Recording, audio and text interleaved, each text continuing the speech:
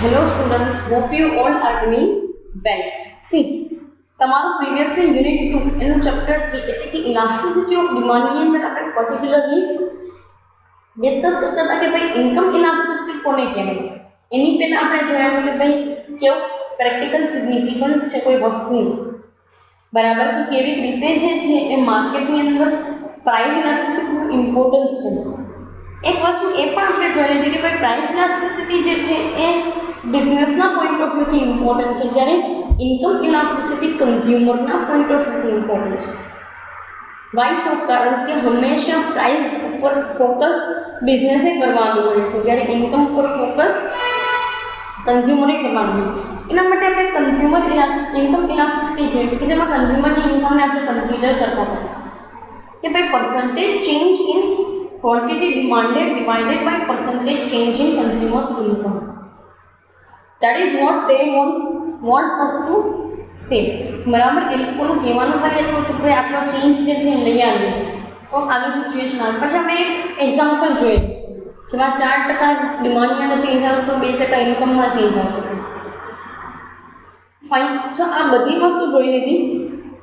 Next આપણે positive income elasticity ઉપર discuss કરતા હતા કે ભાઈ પોઝિટિવ ઇન્કમ ઇલાસ્ટિસિટી કહેવાય કોને? તો કે જે ઇલાસ્ટિસિટી બરાબર ઇન્કમની અંદર થોડો એવો ચેન્જ આવવાથી પણ અથવા તો ઇન્કમ અપ જવાથી જે વસ્તુનું કન્ઝમ્પશન અપ જાય છે કે ડિમાન્ડ અપ જાય છે, that is known as the positive income elasticity of demand. બરાબર, એ વસ્તુને પોઝિટિવ ઇન્કમ ઇલાસ્ટિસિટી તરીકે આપણે કહી દીધી. હવે સી નેક્સ્ટ પાર્ટ ઉપર જોઈએ તો એ લોકો કહેવા શું માંગે છે આપણને, તો કે ભાઈ આપણે એમાંથી બે વસ્તુ ડિસ્કસ કરી હતી કે યુનિટરી ઇન્કમ ઇલાસ્ટિસિટી. તો શું? તો કે સિમ્પલી જેટલો ઇન્કમમાં વધારો આવે એટલો જ ડિમાન્ડની અંદર વધારો આવે કોઈ વસ્તુ. આવી ઘણી બધી વસ્તુ છે માર્કેટની અંદર કે જેમાં ઇન્કમના વધારો અકોર્ડિંગ ટુ ડિમાન્ડની અંદર વધારો આવે છે. And that is one of the best thing I think so. Fine, એ એક બેસ્ટ વસ્તુ છે મારા મત મુજબ. બરાબર, તો એ અકોર્ડિંગ ટુ તમને આપ્યું છે. હવે સી નેક્સ્ટ શું કહે છે તો કે income elasticity of demand greater than the unit. એ વસ્તુ પણ આપણે ડિસ્કસ કરી લીધી કે ભાઈ greater than 1. And why so greater than 1? તો કે સિમ્પલી કોઈ મેનરની અંદર તમને આપેલું છે કે ભાઈ 2% ઇન્કમમાં વધારો થાય છે તો એના કરતાં વધારે તમારી ડિમાન્ડની અંદર આવે છે. મારી ઇન્કમ 10માંથી 20,000 થઈ ગઈ તો મારું કન્ઝમ્પશન એના કરતાંય વધી જાય. જોવું કરવાનું, કારણ કે ઇન્કમ ડબલ થઈ ગઈ છે. તો ઇન્કમ ડબલ થઈ ગઈ છે તો એના માટે તમે શું કરી શકો છો કે સિમ્પલી તમે ઘણી બધી વસ્તુ અત્યાર સુધી પોસ્ટપોન રાખેલી હશે due to the less income. એ વસ્તુ તમે ખરીદતા થઈ જશો તો ડિમાન્ડ ઓટોમેટિકલી વધી ગઈ. Then it must be the greater than unitary કરતાં વધારે થઈ ગઈ. તો કે હા. નેક્સ્ટ પાર્ટ ઉપર તમને કીધું છે કે income elasticity of demand less than unitary કરતાં ઓછી ઇન્કમ. સિમ્પલી શું? તો કે તમારી ડિમાન્ડ તમારા જે કંઈ પણ ઇન્કમમાં ચેન્જ થાય એના કરતાં ડિમાન્ડમાં ઓછો ચેન્જ થાય. તો માની લો કે મને એક વખત પ્રમોશન મળી ગયું, પછી બીજી વખત પ્રમોશન મળી ગયું. 2 વખત પ્રમોશનથી મારી ઇન્કમમાં એ લોકોએ વધારો કર્યો છે, ઘણી બધી મારી ઇન્કમ વધી ગઈ. હું છે ને ઇન્કમ કદાચ વધે ને તો મારા કન્ઝમ્પશનની અંદર ચેન્જ ના આવે કોઈ જાણું, કારણ કે ઓલરેડી અમુક એવી વસ્તુ કે જે મેં પ્રીવિયસલી પોસ્ટપોન કરી હતી, જેની ડિમાન્ડ હતી મેં અત્યારે લઈ લીધેલી છે. નાઉ નથિંગ ઇઝ રિમેનિંગ. એ વસ્તુ બાકી જ નથી. શું કહેવાનો મતલબ ખાલી એટલો છે કે ભાઈ એ તમામ વસ્તુની અંદર આપણું હવે કોઈ કન્ઝમ્પશન લઈ લઈએ તો ઇન્કમ ગમે એટલી વધે ને એમાં ચેન્જ હોવાનું. And then that's why that is known as the less elastic or less than unitary elastic. બરાબર, ઇન્કમમાં ગમે એટલું ચેન્જ આવે છે, બહુ ઓછો ચેન્જ આવે છે ડિમાન્ડની અંદર. That is known as the particularly less than unitary elasticity of demand. Now તમને બે વસ્તુ આપેલી છે, નેગેટિવ અને ઝીરો ઇન્કમ. નેગેટિવ ઇલાસ્ટિસિટી અને ઝીરો ઇન્કમ ઇલાસ્ટિસિટી એટલે કહેવાનો મતલબ શું છે? તો કે the demand of a commodity decreases though there is increase in the income of consumer, even if there is increase in the income of consumer, demand ઘટે છે, that is known as the negative income elasticity demand. Negative income elasticity કોને કહી શકાય આપણાથી? તો કે simply જે કાંઈ બી વસ્તુ છે એનું કન્ઝમ્પશન હવે આપણે બિલકુલ પણ નહીં કરીએ, ક્યારેય નહીં કરીએ, और एल्स वो ઓછું કરશું. તો આવા કેસીસની અંદર જે કંઈ પણ ડિમાન્ડ જે છે એની ઇન્કમ ઇલાસ્ટિસિટી નેગેટિવ થઈ છે, કારણ કે ડિમાન્ડ તો વધતી જ નથી. હવે તમને એક પ્રશ્ન થાય કે મેડમ આવું કેવી રીતે થાય કે ડિમાન્ડ વધે છે, સોરી ઇન્કમ વધે છે, ડિમાન્ડ વધતી જ નથી ક્યારેય? ઇન્ફિરિયર ગુડ્સના કેસમાં એવું હોય ને, તમે બાકસની કિંમત કાંઈ નથી, 5 રૂપિયાનું 10 રૂપિયાનું આખું બાકસનું જે છે બંધ ચાલી જાય. હવે એવું કરો છો કે બાકસનું બંધ સસ્તું આવે છે તો ઘરમાં એનો સ્ટોક રાખો, એક આખું ગોડાઉન જેવું, એક આખું મોટું જે છે એ તમે કન્ટેનર જેવું ભરી નાખી દો બાકસનું, કારણ કે બાકસની પ્રાઇસ ઓછી છે. ના, this is the inferior quality goods. એમાં નમક પણ આવી જાય છે, મીઠું નમક. નમકમાં કંઈ તમે સ્ટોક કરી નાખો છો, નમક સાવ સસ્તું આવે માર્કેટમાં, સ્ટોક કરી નાખો છો ઘરમાં કે ભાઈ જરૂર પડે તો બીજાને વેચવાથી. ના, this is not the thing. તો ઇન્ફિરિયર ક્વોલિટીનું જેટલું પણ ગુડ્સ હશે ને એની હંમેશા ઇન્કમ ઇલાસ્ટિસિટી નેગેટિવ જ હોય. અને આ તો આપણી વાત કરું છું. અધર દેન દેટ કેવું હોય તો કે નેગેટિવ સેન્સની અંદર કહેવાનો મારો મતલબ એટલો જ છે કે નાના માણસો હોય ને જે લોકો સાવ પોર કેટેગરીમાં હતા કે બિલો પોવર્ટી લાઈનમાં હતા, ઇવન ઇફ એ લોકો બી આ વસ્તુ પર ક્યારેય ફોકસ નથી કરતા. એક વખત લઈ લીધી તો લઈ લીધી, હવે પછી કંઈ ન લેવાની વારે વારે. નેક્સ્ટ અમે કીધું છે કે this curve moves downward from left to right. આ curve left to right downward side move કરે છે. એમાં બી સૌથી જે છે એ નીચે આનો ભાગ આવે છે જે તમે જોયેલું છે, બરાબર, નેગેટિવ અથવા તો 0. આમ કર્વ બનતું ને એના નીચે વયા છે, બરાબર. તો એ વેથી તમને આપેલું છે. નેક્સ્ટ તમે કીધું છે zero income elastic demand. The demand of commodity shows no change at all with the increase in income. It is called zero income elastic demand. આ વસ્તુને ઝીરો ઇન્કમ ઇલાસ્ટિક કહે છે, કારણ કે ગમે એટલો ચેન્જ થાય ને ઇન્કમની અંદર કે ઇન્કમની અંદર ચેન્જ નથી આવતો. કોમોડિટીના કોઈ બી વસ્તુ છે એમાં ચેન્જ ના આવે. કન્ઝમ્પશનની અંદર વધારી ન દે, આપણે અચાનક ઘટાડી નહીં દે. This is the thing. હા, એમાં તમને એવું કીધું છે કે this is the case of basic necessities, salt, kerosene etcetera. This demand curve is parallel to Y axis. ઇન્કમનો ચેન્જ એને અફેક્ટ જ ન કરતો, ડિમાન્ડ વધે નહીં ઘટે ના પેરેલલ ચાલે છે આખી બે વસ્તુ. પ્રાઇસની ડિમાન્ડ પેરેલલ ચાલે છે. આવું નેસેસિટીના કેસમાં થાય, બરાબર, જેને આપણે પરફેક્ટલી ઇનઇલાસ્ટિક ડિમાન્ડ કહીએ છીએ. ઇલાસ્ટિક પણ નહીં, પરફેક્ટલી ઇનઇલાસ્ટિક ડિમાન્ડ જેને આપણે કહીએ છીએ, that is the non as the zero income elasticity, જેમાં તમે A = 0 કરતા, ફાઇન, E = તમે એની અંદર 0 કરતા. હવે સી નેક્સ્ટ તમને એક વસ્તુ આપેલી છે, factors affecting to income elasticity of demand. See આપણે ડિમાન્ડને અફેક્ટ કરતા ફેક્ટર્સ લીધા તો કે ડન, સપ્લાયને અફેક્ટ કરતા ફેક્ટર્સ લીધા તો કે ડન. એમાં તો આપણે ઘણી બધી વસ્તુ જે છે ને એને લીધી. આમાં તમને 3 જ વસ્તુ આપી છે: income of the consumer, income bracket of country, nature of the commodity. કે નેચર ઓફ કોમોડિટી. તો તમને એક ક્વેશ્ચન થાય કે મેડમ આ બધી વસ્તુ તો ઠીક, આ બધા ફેક્ટર્સ તો ઠીક, પણ અમને એટલી ખબર પડે કે ઇન્કમના ચેન્જથી એવો બધો કંઈ ખાસ ચેન્જ નથી આવતો. એવો તમને માઇન્ડમાં એવો ક્વેશ્ચન થતો હશે, કારણ કે મેજર ચેન્જીસ આપણે જોઈએ તો પ્રાઇસને રિલેટેડ હતા.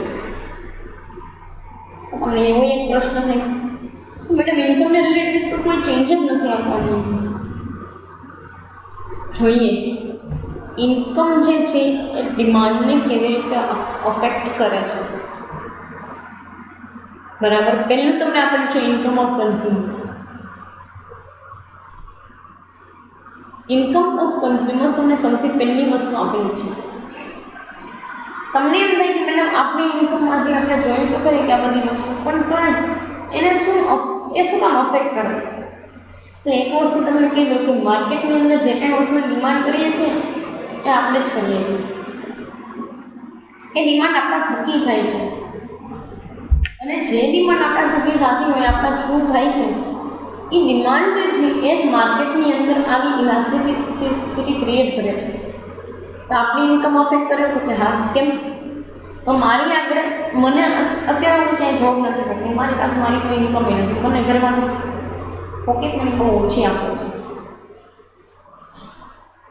500 રૂપિયા આપે છે પોકેટ મની. નાવ મારું કન્ઝમ્પશન છે ને 500 રૂપિયા સુધીનું છે. કોઝ આઈ નો કે મને નેક્સ્ટ ટાઈમ પીરિયડમાં કાંઈ નથી મળવાનું કરવાનું, મને ખબર હોય. એટલા માટે જે કંઈ બી વસ્તુ છે એમાં માની લો કે હું બહુ ઓછું કન્ઝમ્પશન કરું છું. હવે હું કમાઉં છું, જોબ કરું છું, મારી મંથની ઇન્કમ 20-25 હજાર રૂપિયા, એટલે હું છે ને માર્કેટમાંથી વસ્તુ લેવાનું બંધ કરી દઈશ. અહીંયા ગુંદાવાળી ધમેદાવાળી તો હું જાવે નહીં, મોટા મોટા મોલ્સ કંઈ વસ્તુ ન લખાય. આ રીતનું મારું કન્ઝમ્પશન છે થઈ જાય ને આ રીતનું મારી કન્ઝમ્પશન પેટર્ન થઈ જાય. માર્કેટમાંથી નાની સુની વસ્તુ તો હું લવાય નહીં, એવી નાની સુની વસ્તુને હું હાથ પણ ન અડાડું. શું કામ? પહેલાં 500 રૂપિયા હતા અને હવે 25,000 રૂપિયા ઇન્કમ થાય છે. તો મારી ઇન્કમની એટલે માર્કેટમાંથી હું છે ને ઇન્કમ ઇલાસ્ટિસિટીના કન્ટેક્સમાં જો આપણે જોવા જઈએ તો માર્કેટમાંથી હું 25,000માંથી કદાચ 10,000 વાપરતી હોય ને તો 500માંથી મારું કન્ઝમ્પશન જે છે ને એ ઓલમોસ્ટ કેટલા બધા ગણું થઈ ગયું છે. 500ની પોકેટ મની ક્યાં અને ક્યાં 10,000નું સ્પેન્ડિંગ. તો ઇલાસ્ટિસિટી કેવી? હું તમને એક ક્વેશ્ચન થાય કે મેડમ એ તો તમારી ઇન્કમ છે, અમારે તો કાંઈ નથી વધી. તો મારા જેવા એવા કેટલાય લોકો હશે ને જેની ઇન્કમમાં વધારો થયો હશે. મારા જેવા એવા કેટલાય લોકો હોય કે જેની ઇન્કમમાં વધારો થયો અને જેની ઇન્કમમાં વધારો થવાથી માર્કેટની અંદર ડિમાન્ડ કરતી હોય તો કે હા, આ વાત તો સાચી છે, આમાં ક્યાંય ખોટું કંઈ છે નહીં. બરાબર. સો એ મેનેજમેન્ટને આપણે જોવા જઈએ તો કન્ઝ્યુમર્સ છે એની ઇન્કમની અંદર વાત કરીએ છીએ આપણે. ફાઇન. કે એના ઇન્કમમાં શું ચેન્જીસ આવતા હોય છે, કેવી રીતે એ વસ્તુને હેન્ડલ કરે છે, કેવી રીતની એની ડિમાન્ડ હોય છે. તમે કમાતા નથી, તમારી મમ્મી પપ્પા તમારા મમ્મી પપ્પા તમને પોકેટ મની આપતા હોય તો કેવી રીતનું તમારું કન્ઝમ્પશન, પણ તમે કમાવો તો કેવી રીતનું કન્ઝમ્પશન. દરેક વસ્તુ તમે તમારી રીતે ને મત મુજબ લેતા હોય. Fine. Now comes to nature of કમોડિટીની અંદર જેમ પ્રિવિયસલી આપણે અહીંયા નેચર ઓફ કમોડિટી સ્ટડી કર્યા હતા ને, એમાં અહીંયા જોવાનું છે નેચર ઓફ કોમોડિટી. વસ્તુ કેવી છે ને, વસ્તુની કેટેગરી કેવી છે ને એના ઉપરથી આપણે ડિસાઇડ કરીએ કે આપણું કન્ઝમ્પશન કેવું હશે. બરાબર. એના ઉપરથી આપણે ડિસાઇડ કરીએ છીએ કે આપણું કન્ઝમ્પશન કેવું. નેસેસિટી છે ને તો કન્ઝમ્પશનની અંદર કાંઈ ચેન્જ ન આવે, ઇન્કમ ચેન્જ થાય કે ન થાય. ઇટ ઇઝ પરફેક્ટલી ઇનલાસ્ટિક, કોઈ ચેન્જ નહીં, zero change. Then conventional necessity હોય તો ચેન્જ આવે, તો એને આપણે કહી શકાય કે ઇનલાસ્ટિક છે, થોડું ઘણું એમાં ચેન્જ આવે છે. એવી કોઈ વસ્તુ કે જે બહુ મોંઘા હોય છે પરફેક્ટલી ઇલાસ્ટિક છે, અથવા તો અમને કહીએ કે ઇલાસ્ટિક છે. Comforts, luxuries, these are the elastic demand. એમાં થોડોક એમાં ચેન્જ આવે ને, એનો જેટલો ચેન્જ હોય એના કરતાં વધારે કાં તો આપણી ડિમાન્ડ વધે કાં તો વધારે ડિમાન્ડ ઘટે. This is the normal phenomenon. અને એના અકોર્ડિંગ ટુ આપણે કામકાજ કરીએ છીએ. એના અકોર્ડિંગ ટુ એ nature of commodity according to જે છે આપણું બાઇંગ સેલિંગ હોય છે માર્કેટની અંદર, એ લોકોનું સેલિંગ આપણું. ફાઇન. બીજી એક વસ્તુ તમને એ કહી દઉં કે આ નેચર ઓફ કોમોડિટી જે કાંઈ પણ વસ્તુ છે એના લીધે આપણી પેટર્ન ચેન્જ થાય. પહેલાં કેવું હોય કે મમ્મી પપ્પા આપણને વસ્તુ લઈ દેતા નહીં, હવે આપણે આપણી રીતે વસ્તુ લઈએ છીએ. આપણી પસંદના કપડાં, આપણી પસંદના એક્સેસરીઝ, આપણી પસંદના શૂઝ. તો ચેન્જ આવે? હા, ડેફિનેટલી ચેન્જ આવે. Why not? ફાઇન. તો એ મેનરની અંદર કીધું છે કે નેચર ઓફ કોમોડિટી જે છે એના લીધે ચેન્જ આવે છે. ડન છે અહીંયા સુધી? ફાઇન. નેક્સ્ટ તમને કીધું છે last, income bracket of the country. Income bracket એટલે એક કાઉન્સની અંદર કેટલા લોકોને આપણે ઇન્વોલ્વ કરી શકીએ છીએ. જેમાં આપણી પાસે 4 કેટેગરાઇઝેશન છે: BPM, lower middle class, upper middle class ને richest. Poorest, lower middle class, upper middle class ને રિચેસ્ટ. 4 કેટેગરાઇઝેશન છે આપણી પાસે. આ 4 કેટેગરાઇઝેશન અકોર્ડિંગ ટુ આપણે કામકાજ કરીએ છીએ. સિમ્પલ. હવે કેવી રીતે હોય તો કે પુઅરેસ્ટ લોકોનું કન્ઝમ્પશન છે ને નેસેસિટી ઉપર વધારે હોય. એટલે ઇન્કમમાં કંઈ એની પાસે પહેલાં તો ઇન્કમ નામે કંઈ બહુ હોય નહીં, બહુ ઓછી ઇન્કમ, ગરીબ કહી શકાય છે. બહુ ઓછી ઇન્કમ હોય, મહિનાના 4-5 હજાર રૂપિયા કમાતા હોય. આ લોકોનું બધું ફોકસ નેસેસિટી ઉપર. લોઅર મિડલ ક્લાસનું ઇન્કમ પણ બહુ જાજી ન હોય તો નેસેસિટી ઉપર. અપર મિડલ ક્લાસ કે મિડલ ક્લાસ લોકોનું શેના ઉપર હોય કે કન્વેન્શનલ નેસેસિટીને થોડા ઘણા કન્ઝ્યુમ, થોડા ઘણા કમ્ફર્ટ્સ. જ્યારે રિચેસ્ટ લોકોનું કમ્ફર્ટ, લક્ઝરી સિવાય ક્યાંય ફોકસ જ ન હોય. No focus at all on other things, કારણ કે એની તો નેસેસિટી, કન્વેન્શનલ નેસેસિટી, કમ્ફર્ટ બધી નીડ પૂરી થઈ ગઈ છે. ફાઇન. સો એક કન્ટેક્સમાં તમે જોવા જાઓ તો ઇન્કમ બ્રેકેટ પણ અફેક્ટ કરે. કન્ટ્રીની અંદર કેવી પેરિટી છે ને, જેના આપણે તમે કહો છો કે આવકની સમાનતા અસમાનતા. ઇન્કમની અંદર કન્ટ્રીની અંદર કેવી પેરિટી છે ને, કેવી સમાનતા છે ને એના ઉપર આધાર રાખે કે ઇન્કમ ઇલાસ્ટિસિટી શું અફેક્ટ કરે છે ડિમાન્ડને. ક્લાસીસ વાઇઝ અફેક્ટ કરતી હોય. ક્લાસીસ જે છે એના વાઇઝ અફેક્ટ કરે છે. કેવી રીતે તો કે poor class, middle class, upper middle class, richest class, એવી રીતે એના અકોર્ડિંગ ટુ જે છે એ ચેન્જીસ આવતા હોય. ફાઇન.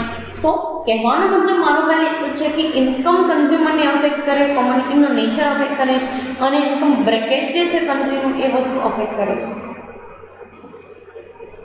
ત્રણેય વસ્તુ એવી છે ને કે જે કન્ઝ્યુમરના ઇન્કમ સાથે જોડાયેલી છે, તો જ તમને અહીંયા આપ્યા હોય આ ફેક્ટર્સ, અને તો જ આ ફેક્ટર્સ અફેક્ટ કરતા હોય.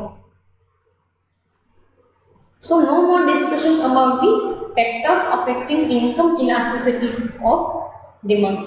પર્ટિક્યુલર આ સેશનની અંદર એક વખત ખાલી તમને રિવાઇઝ કરાવી દઉં છું કે આ સેશનમાં આપણે જોયું income elasticity of demand greater than unitary, less than unitary. Greater than unitary એટલે કે ચેન્જ આવે છે એના કરતાં વધારે ડિમાન્ડમાં ચેન્જ આવે. લેસ દેન તો ઇન્કમનો ચેન્જ એના કરતાં ઓછો ડિમાન્ડની અંદર ચેન્જ આવે. દેન નેગેટિવ ઇન્કમ ઇલાસ્ટિક ડિમાન્ડ આવી, and then zero income elastic જે છે એ ડિમાન્ડ જોઈએ કે ભાઈ આમાં સાવ એટલે સાવ ઓછો ચેન્જ હોય, આમાં તો સાવ હોય જ નહીં, ઝીરો ઓફ ચેન્જ. ફાઇન. આ ઇન્ફાઇનાઇટ વાળું છે, આ ઝીરો વાળું છે. બરાબર છે? બંને વસ્તુ આપણે છે, ઇન્ફાઇનાઇટ વાળું, ઝીરો વાળું. ફાઇન. અધર દેન દેટ આપણે ફેક્ટર્સ ડિસ્કસ કર્યા, જેમાં ઇન્કમ કન્ઝ્યુમરની જોઈએ, નેચર જોઈએ કોમ્યુનિટીનું, અને ઇન્કમ બ્રેકેટ જેમાં રિચેસ્ટથી લઈ અને પુઅરેસ્ટ સુધીના તમામ કેટેગરાઇઝેશન વાઇઝ આપણે જોયું કે કોની કેવી ઇલાસ્ટિસિટી હોય અને કોની કઈ વસ્તુ માટેની માંગ હોય. ફાઇન. તો આટલી વસ્તુ આપણે ડિસ્કસ કરી. કમિંગ સેશન્સની અંદર આપણે તમને એક નવી વસ્તુ સમજાવું છું જેનું નામ છે ક્રોસ ઇલાસ્ટિસિટી ઓફ ડિમાન્ડ. બરાબર છે? તમે ક્યારેય નથી સમજ્યા, એમ તો તમે ઇન્કમ પણ નથી સમજેલા, બટ જોઈએ ક્રોસની અંદર કેવી રીતે ડિસ્કસ થઈ શકે છે. અત્યારે અહીંયા સુધી રાખીએ. Thank you so much.